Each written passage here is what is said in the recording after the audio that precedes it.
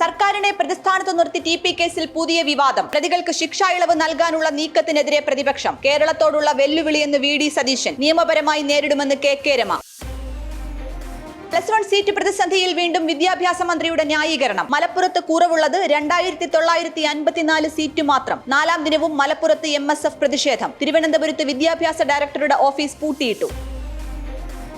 ആന്ധ്രയിൽ ചന്ദ്രബാബു നായിഡുവിന്റെ പ്രതികാര രാഷ്ട്രീയം. നിർമ്മാണത്തിലിരുന്ന YSR കോൺഗ്രസിന്റെ ഓഫീസ് കെട്ടിടം പൊളിച്ചു നീക്കി. നടപടി കയ്യേറ്റ സ്ഥലമെന്ന് ചൂണ്ടിക്കാട്ടി. കോടതി വിധി മാനിക്കാത്ത നായിഡു സ്വേച്ഛാധിപതിയെന്ന് ജഗൻ.